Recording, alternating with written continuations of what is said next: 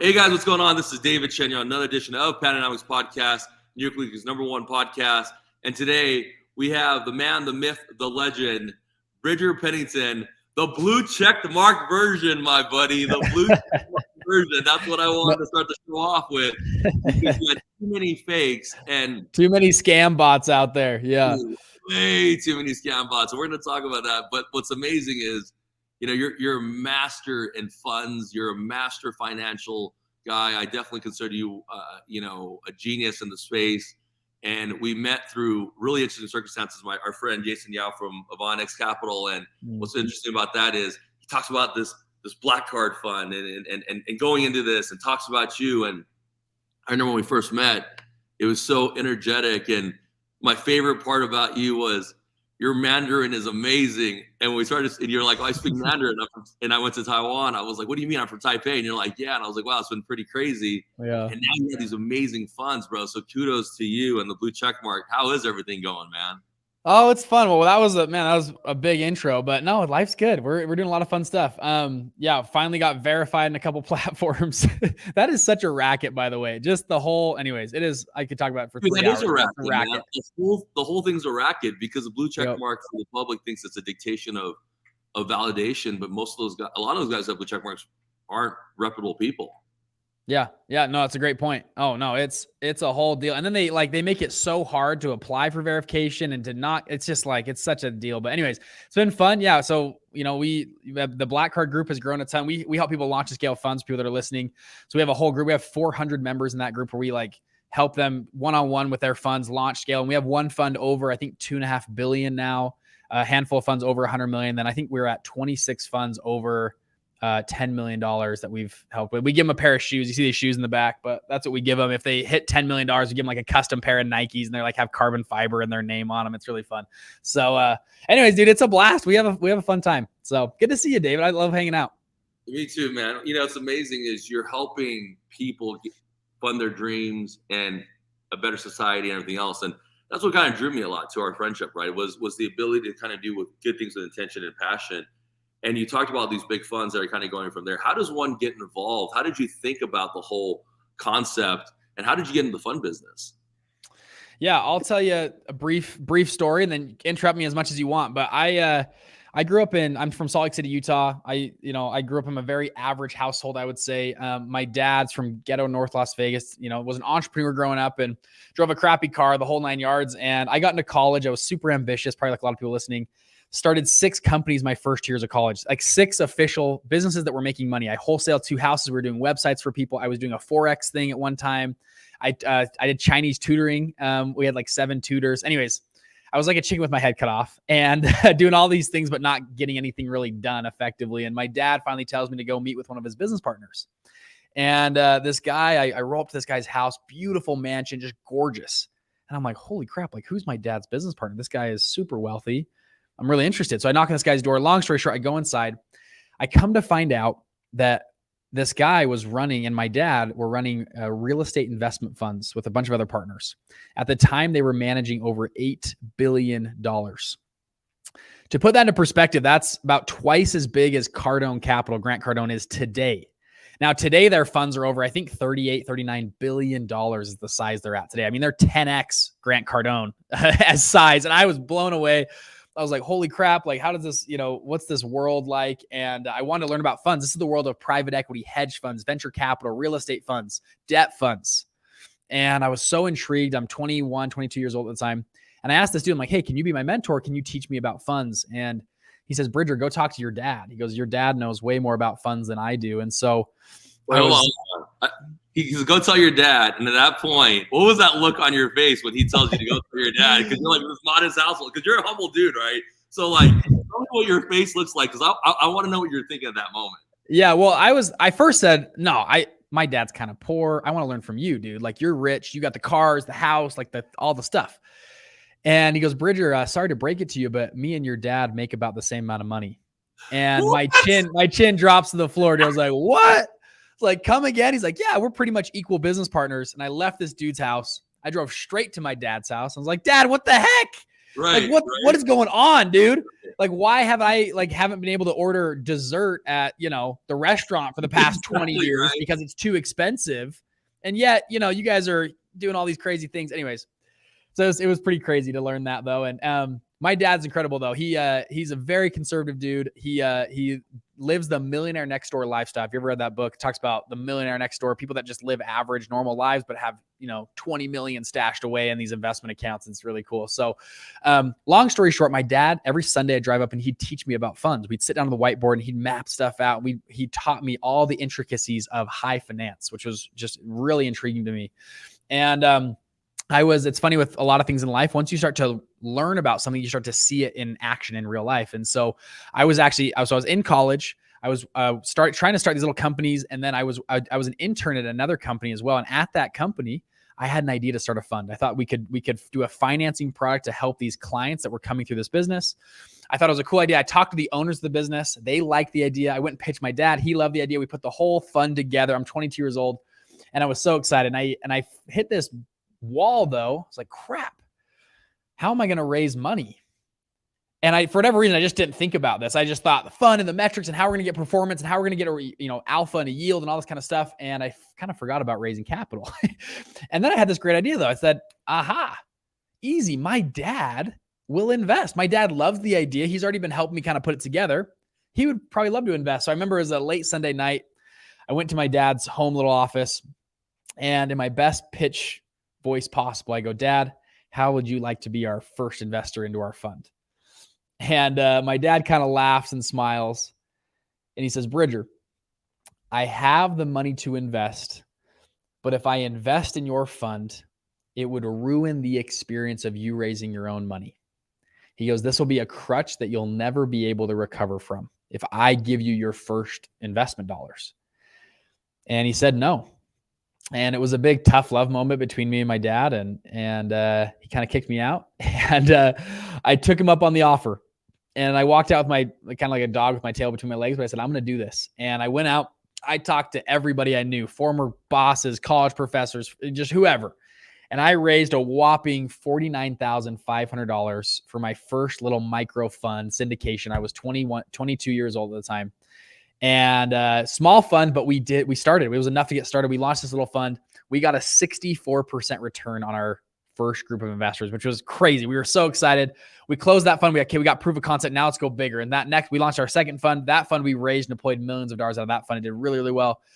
I ran that for about 4.5 years until last year. I just sold that fund. We had a competitor come and buy us all out. And then most recently, we just launched a crypto fund. And so I have a bunch of partners that are really good at crypto. We just launched it June 1st. We just launched and we raised just over $10 million for that first little fund. We're trying to raise 100 million to open a fund. So we're still raising capital right now. And since June 1st, Bitcoin is down. I have the exact number. I think it's 26%. This is as of the end of July, our last reporting period. And our fund was actually positive. We're up 2% for the same period. So we outperformed Bitcoin like 28% or 29%, something like that, which is really cool. So anyways, that's what I do there. And then, during this whole process, we had a lot of people ask us about funds. So we started a company formerly known as Investment Fund Secrets. We just rebranded to Fund Launch. So we started a company called Fund Launch where we actually teach people about funds. So we do a lot of different stuff. We threw an event in Vegas, just barely had 1,200 people live in Vegas. We had fund managers from all over the world fly in and teach and for 3 days. It was amazing. We have over 20,000 students in our programs.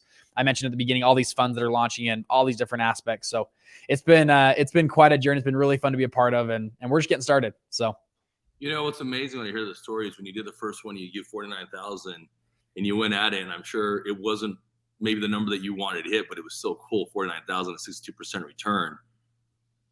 Most people are trying to raise funds and they don't really understand kind of the principal concepts and they make mistakes.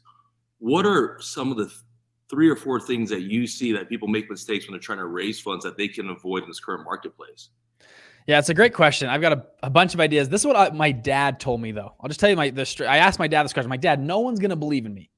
I'm young. I'm in college. I'm 22. Who would invest in me? And that was my biggest question. And he said, Bridger, though, he goes, imagine, he gave me what I like to call the Lamborghini example. And this actually kind of changed my life. He said, Bridger, imagine me and you, we found a Lamborghini Aventador it's a car, amazing car. It's valued at $300,000 in Montana. Okay. Right now, we found out this weekend, they're doing a fire sale. The lady that's selling it, they had a bankruptcy, whatever happened. She needs to sell the car on Saturday for $50,000.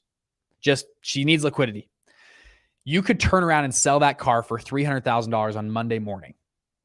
He goes, Bridger, you can't use any of your own money. That's the scenario. We've already had a mechanic look at it. It's checked out. So it's a legit car. It's a legit sale. Nothing scammy about it. Bridger, could you find $50,000 by Saturday morning and then we'd fly to Montana. We'd get this car. Could you do it? And I was like, so we get 50 grand and we can turn around on Monday and sell it for $300,000. We'll make a $250,000 spread in a couple days. And he said, yeah, all you got to do is just raise 50 grand.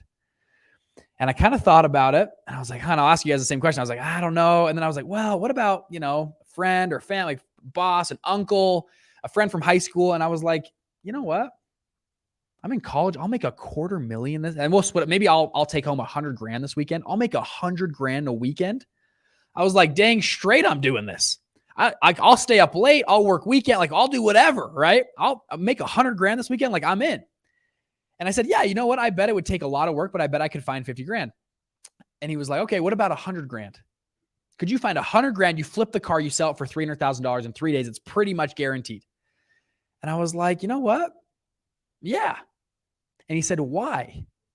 And I said, well, because you just told me the deal was so good, right? We had such a good deal lined up. We could buy it for $50,000 or $100,000. We could sell it for $300,000. It was just easy. And he goes, aha, there it is. I'm like, what do you mean? He goes, 3 minutes ago, you were telling me that I'm too young, I'm inexperienced, I don't have anything. And all of a sudden you're telling me you could raise $100,000 in 3 or 4 days. Why? Because the deal was so good. And it looked past your experience tracker and all that other stuff because the deal was so juicy. It was right in front of people. He goes, the biggest problem people have when raising capital is they don't believe in their deal enough. They go raise capital and they go, hey, you wouldn't want to invest with me, would you? Hey, we got kind of a cool, do you guys want to try this out or put some money in? Those capital raisers never make money. You got to show up to an investor pitch and the mindset's got to be, this is the greatest investment on planet Earth. I've looked around the entire globe and this is it. And me personally, I'm putting my entire net worth in this thing. I'm telling my grandma, my brother-in-law, I'm telling everybody about this because it is the greatest deal. And it truly is. It's not like I'm trying to scam you or something. It really is. We have found this amazing little niche and deal. And I'm willing to be hell-bent and go and do whatever I need to do to get the capital in. People who raise capital like that tend to raise a lot of capital because it's true and it's honest and it's straightforward and it's just transparent.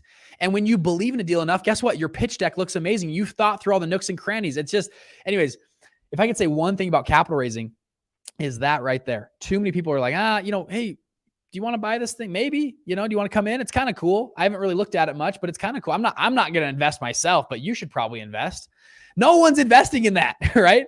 And if you want to be an effective capital raiser, and an effective fund manager, money manager in general, you should, that's what you should believe on every day. I know you've done a lot of stuff. I don't know how much you want to share on this podcast, David, but with you raising capital and finding money, at least from my opinion, you are like hell bent on what you're doing with esports and gaming and all the stuff you're doing. It's like, wow, this guy eats, sleeps, and breathes this thing. You can tell his entire mentality in this, probably a lot of money's in this. It's amazing. So I'm talking too long, but that's how I would go about it. That's beautiful, man. I appreciate it. I think you're right. I think the big mistake when you talk about this fundraising is the passion and the ability to nukes and crannies and going from there. And I think the hardest part is when you're doing these type of projects and you're trying to scale and you have teams and everyone on the team is aligned, but they're not giving what you just basically said is their best foot forward and their best output forward, right? Yeah. You're really understanding what that is.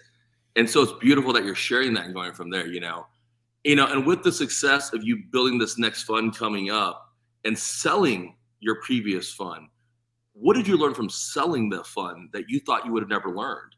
Yeah, it's a good question. I'll say first off, it's unusual to sell a fund. You typically don't sell funds. We had a great buyer come in as a competitor. He wanted all of our, we had all these partnerships of deal flow. He wanted to buy our deal flow. And he gave us a good offer. And the way I did it, you don't have to do this. I said, you need to also buy out all my investors. So I had him come in and he actually bought out all my investors, plus a good return for those investors. So they got compensated very well because I'm in the game of I'm in the reputation game. And so I wanted all my investors that invested with me for years to have, and we got really good returns every year. Our returns were, well above, I think it was year one was 64%, 49%, 37% cash on cash return to investors. It was a very good fund. And then they got paid out at the end too. And I wanted all those investors to leave that fund and say, wow, investing with Bridger was one of the best decisions I ever made in this little fund. And so he came in and bought us all out. He was really trying to buy the deal flow channels. We were doing hundreds of deals a month, and he wanted to buy those relationships from us essentially. And so that's kind of how it was structured. I have another friend, he sold his fund. I've had one friend, he sold 4 funds. He's contracted. It's very unusual to do that, but it was really cool. You can actually sell funds, and because people are buying, and he sold out his investors as well. So that you'd buy those investor relationships and the deal flow partnerships. And it's pretty cool. He got a really good multiple. I think he had about 30, he had 56 million AUM of real estate, and he sold the company for 96 million. Just crazy. So that was a few years ago, but pretty cool. You know what's amazing about that story, and you talk about the sell and exit strategy, man, I love this, is, when I realized, and I want to kind of see your reaction when I say this. You said reputation. You're on the reputation game. Most people don't understand this value, right? I don't probably happen to see you, right? I've got coming to my house, wants to cut my lawn, and he's recommended from a friend, and the friend tells me he's whatever. Sees the size of my house, whatever, the price has increased 3 times. Maybe he sees my race, the price has increased another time. It actually happens to me. It's been a very interesting thing. For certain friends of ours that will have similar issues will park their cars away, whatever else, try to get a different thing. The reputation exists, but you see that in much more bigger capacity. So it's not social media, right? The amount of experts and teachers with 0% backing and growth and actually doing what they did, unlike things that you've done, the people that go from there, what you start to realize is, dude, they don't care about their reputations because they don't care about their reputations. And what's even more crazy is they don't have a circle enough that I've realized that really looks towards what the reputation of things are, so their circle doesn't hit upon it. And it's even more, you would say, well, how's that possible in social media? But somehow it is, right? Like, reputation is key, man. And so when you're working with people in business, how do you deal with people who don't have a reputation? How do you figure out what the standards are for you to do what you want to do with them in business, right? Because that's pretty pivotal to your success. Yeah, I'm a big believer in the reputation game. I love the quote, you can overestimate what you do in a year and underestimate what you do in a decade. I think in terms of decades, right? What am I doing now? Like, I think about this. I have 44 employees, something like that.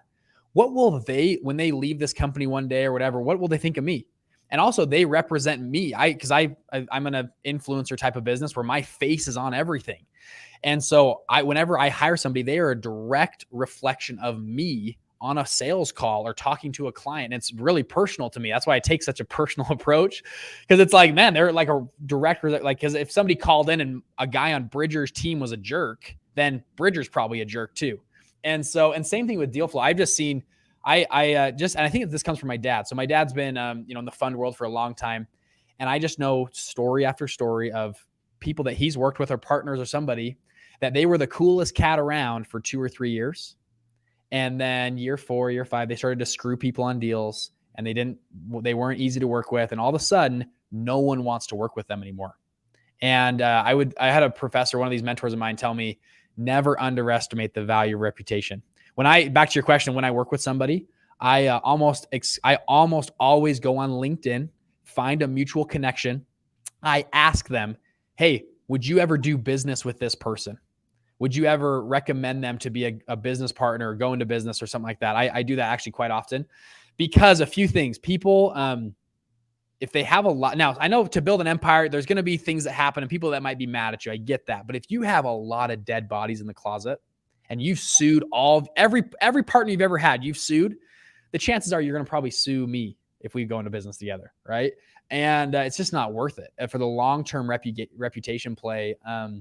It's just crazy. Sorry, I'll tell one story of a guy about a year ago pitched me to be part of his fund. This guy is, I'm not going to say his name, but really big, well-known dude, huge social media following, big fund. Just got everything going on. He's got the jets and the cars and the big, he is like, and everyone would have, and he offered, he said, Bridger, I want you to do a fund with me. You'll be a huge owner of this fund. We're going to raise a ton of money. I want you to be a part of this. And this is actually kind of a different story, but I pray about almost all my business transactions. And so I prayed about this. I believe in God and I'm a God-fearing person. And I felt 100% like, do not do this deal. Do not go into business with this guy. And I didn't have a reason. I didn't know the reason for it. And so I said, okay. And I've had a rule in my mind. If I feel a direct prompting from God, I'm just going to follow it. And it's served me pretty well in my life. And so I told this guy no.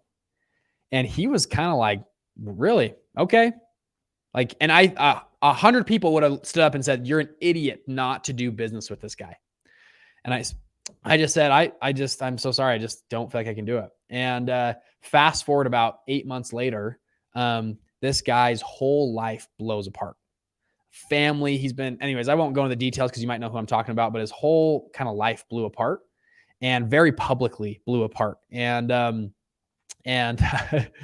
was so grateful that my reputation was not tied to his as business partners, because that's a big deal. And so anyways, I think of in terms of a decade or from now, what do people think in a decade? It's just, I don't know. Last thing I'll say on this, a lot of the people you see on social media right now and people that are the biggest, coolest cat today, you didn't even know their name 3 years ago.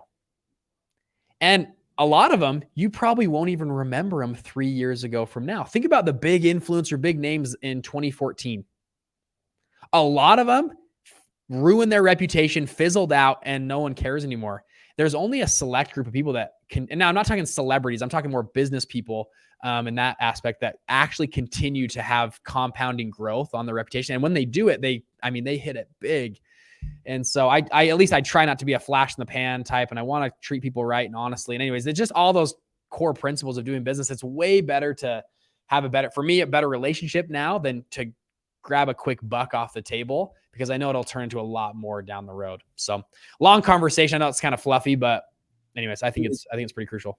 It's extremely crucial, right? Because it's pivotal. What you start realizing is, and it's always puzzled me, man, ever since I was, as young as you were back in the day, which we won't say how old I am, but as young as you were back in the day, right? And like, there's guys that have these great reputations that you can work with, but the path is longer, but the reward is much more greater in the end. But most people, and I know you see this with everyone, right? Which I would say the 99% see the flash in the pans and they jump that direction, and loyalty's out the window, right? Faith and love is out the window at that point, right? The greater picture, ultimately, my opinion, the sin of greed takes over, right? You talk about your beliefs, because they see the flash in the pan and they think it's a quick buck, but they don't realize that quick buck is going to turn into $0 down the road, because you can't track the last 20 years what they've done, or they're not getting all these big wins. They talk a lot. They'll say whatever they want you to hear. And honest people never always tell you what you want to hear, because they're honest. They can say it very politely. And you do see that, man. And it puzzles me, dude. I mean, doesn't it just puzzle you how that works, and why that capacity doesn't exist, where they think about a reputation that's more important and why it matters? It's mind-blowing to me, man. Yeah, it's interesting. We talk about this for an hour, but I think ego gets into a lot of it for people, and or just greed. It's a quick money grab, and I'll screw this partner and do this. And word of mouth, do not underestimate word of mouth. People word of mouth you all day, every day. Hey, do I like working with this guy? Do I not? Do I want to work with her or him? It's a huge deal, I think, in the business world. And that's why a lot of people fizzle out. And I know one guy specifically, I won't say his name either, but I don't know a single person that'll work with him anymore. I mean, he was the top of the coolest cat ever in 2012, 2013, 2014 in Utah, local area. And I don't know a single person today that would say, I want to do business with that guy. And now he's broke. He's actually invested into a lot of stuff, lost a lot of money. And anyways, it's interesting. It's unfortunate, man. It really is. You know what's also funny about this? You talk about energy, and I'll vouch. It's always something that we talk about, right? Energy and frequencies, and I really believe that that's the good people and the good energy, and it's kind of the group of people that we know when we meet, right? You and we met because of my college friend Jason. But I don't know if you know this. Jason and I hadn't talked in about 15 years. Oh, really? Wow. When we were in college, the last discussion we had was our mid-20s. We were trying to start a sports agency. and going from there with one of our third partners. And then we just kind of tracked each other on social media. And then he kind of did his diligence on me, and we came back and became friends and partners. But what's interesting is, as I got to know you and I got to know, great Dan and Young, start to realize that we have so many more mutual friends, right? And we've done business with mutual people. And that's the synergy and that energy of good reputation and good people, man. And I remember popping up and looking, I'm like, well, you know this guy, and I know this guy, and we all know these guys. And I'm like, oh, you know him. And then even one of my best friends, John, he's a big listener of yours. And he's just like, yeah, man, Bridger's a big deal. And then he's like, hey, you were just on his show. What the heck? And I'm like, yeah, dude. He's like, that's crazy. You're my best friend. I really like him. Like, that's the energy I talk about, man. And it's so pivotal. And I love the fact that you want to go to a higher power and pray. I think, I do a lot of that too, and advise. And I think what a lot of people don't realize is if you feel rocky here, none of that matters. The money's not going to matter. The fame is not going to matter, because eventually it catches up, right? The storm will eventually break that boat if you're always riding that storm. And so it's great to hear you do that, man. As you continue to grow at your business and going from there, what's the next step for Bridger and your amazing podcast and what you're going to be doing in that area? As far as our show and stuff, or just everything that we're doing? Sorry, I missed that. For everything? For everything. For everything. Yeah. So we got a lot of fun stuff cooking right now. I'll just give you a few things that we're doing. So I have this crypto fund we just launched. So I want to grow that to $100 million in the next 12 months, which actually we should be on pace to do. I think we'll hit it. So I want to be running a large, fund. And then eventually in the next 3 to 5 years, get that to $1 billion is my goal. So I want to be running $1 billion fund right now on the fund launch side of things. So we've realized we have all these incredible people. So we are the only people online that talk about investment funds and teach investment funds. I mean, at least that's my opinion, at least. I mean, we're the only, that's the reason we started it, was because no one else taught this stuff. And so because of that, we've attracted everybody in the space that are people like us that are like, yo, I would love to raise money or one day sell my company to an investment fund or vice versa. And so we all have this really cool, tight-knit community. And so we've decided, let's do more with that community. So right now we do a lot of coaching. We have a lot of coaching groups. We have now 15 coaches that come in and coach our group. We now have legal firms that come in and help them. And we have pitch deck designers that come and help those people build pitch decks and go launch their funds. We want to turn that almost into a Y Combinator. So you get selected to join, you get it put in, and we actually help funds effectively launch like one after the next, and then launch them and raise the capital. Additionally, we're doing a lot of deal flow in our group. We've found out that we have really good relationships to huge family offices, institutions, and really good end buyers. So we met with the family office last 2 weeks ago, and they said, they're like, we have $59 million to deploy by the end of the year in real estate.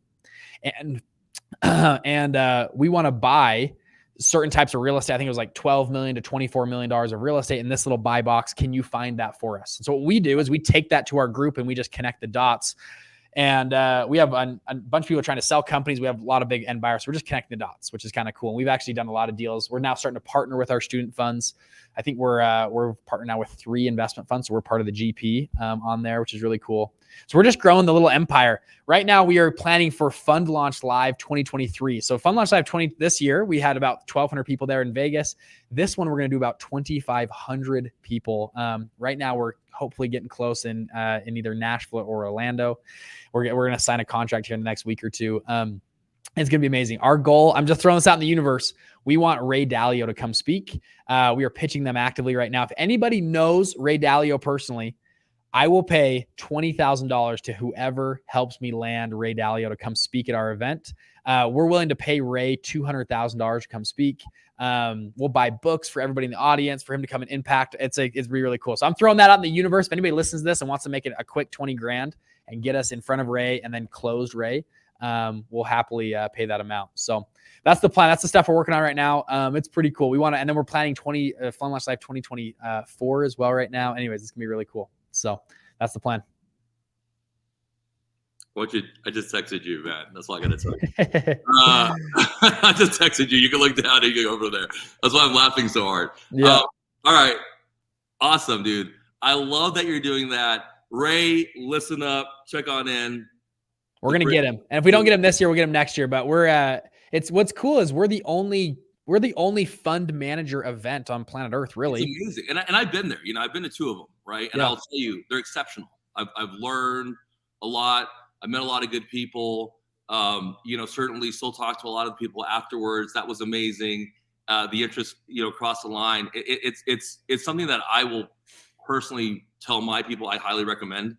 And I don't say that often. I'm not paid to do this. Bridger's my boy. I'll just tell you straight up. It's really insightful, a lot to learn, and it's great, man. And I love that you're providing that resource and that knowledge for the youth. And so, last question is, for these young guys coming in, how do they get more into it? Like, what piece of advice would you give them to get started on their way to try to get to that Lamborghini for $100,000? I love that story, man.